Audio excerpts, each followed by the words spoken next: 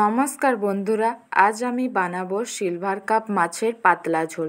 Silver cup মাছ এইভাবে একবার বাড়িতে বানিয়ে দেখবেন, সবাই খুবই পছন্দ করবে। মাছের এই রান্নাটা গরম ভাতের সাথে খেতে কিন্তু অসাধারণ লাগে। বাজার থেকে 500 গ্রাম ওজনে সিলভার কাপ মাছের পিস নিয়ে এসেছি। মাছের পিসগুলোকে আমি পরিষ্কার জল দিয়ে ভালো করে ধুয়ে নিয়েছি। আমি এখানে বড় সাইজের সিলভার কাপ মাছের পিস নিয়েছি। মাছের পিসগুলোর মধ্যে হাফ চা চামচ হলুদ গুঁড়ো দিয়ে দিচ্ছি, হাফ চা চামচ লবণ দিয়ে দিচ্ছি। এইবার মাছের পিসগুলোর মধ্যে হলুদ ও লবণ মাখিয়ে নিচ্ছি। মাছের পিসগুলোর মধ্যে হলুদ ও লবণ মাখিয়ে নেওয়া হয়ে গেছে। এইবার আমি মাছের পিসগুলোকে ভেজে নেব, সেই জন্য কড়াইতে 100 গ্রাম মতো সরষের তেল দিয়ে দিচ্ছি। সরষের তেলটাকে ভালো মতো গরম করে নেব। সরষের তেলটা ভালো মতো গরম হয়ে গেছে। এইবার হলুদ ও লবণ মাখিয়ে রাখা মাছের পিসগুলোকে আমি এক এক করে কড়াইতে দিয়ে দিচ্ছি। সবগুলো মাছের পিস আমার কড়াইতে দিয়ে দেওয়া হয়ে গেছে। এইবার হাই ফ্লেমে আমি মাছের পিসগুলোকে ভেজে নিচ্ছি। মাছের পিসগুলোর এক পাশটা আমার ভেজে নেওয়া হয়ে গেছে। এইবার মাছের পিসগুলোকে আমি পাল্টে দিচ্ছি। দেখুন, মাছের পিসগুলো আমার পাল্টে দেওয়া হয়ে গেছে, এক পাশটা পুরোপুরি লাল হয়ে গেছে।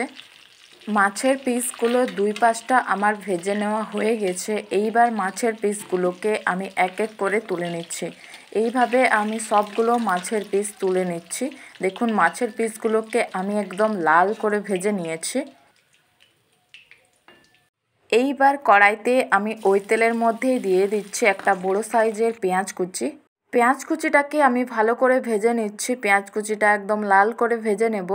পেঁয়াজ কুচিটা ভেজে নেওয়া হয়ে গেছে। এইবার আমি কড়াইতে মশলা দিয়ে দিচ্ছি। এখানে আদা রসুন বাটা ও পেঁয়াজ বাটা, হলুদ লঙ্কা জিরে গুঁড়ো একসাথে আমি মশলাটা দিয়ে দিচ্ছি।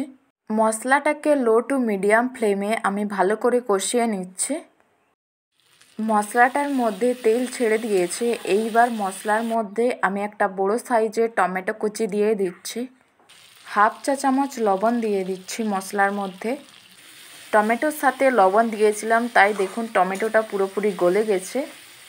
এইবার আমি জল দিয়ে দিচ্ছি। এখানে আমি একটু বেশি পরিমাণে জল দিয়ে দিচ্ছি, কারণ আমি এখানে সিলভার কাপ মাছের পাতলা ঝোল বানাবো তাই। মাছের ঝোলের মধ্যে বলক চলে এসেছে। এইভাবে মাছের ঝোলটাকে আমি কিছুক্ষণ ফুটিয়ে নেব। মাছের ঝোলটা অনেকটা পরিমাণে টেনে গেছে।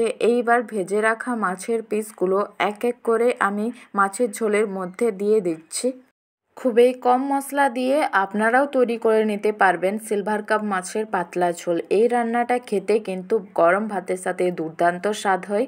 এই রান্নাটা আপনারা একবার বাড়িতে বানিয়ে দেখবেন, বাচ্চা থেকে বড় সকলে খুবই পছন্দ করবে। এই রান্নাটা খেতে কিন্তু দুর্দান্ত হয়।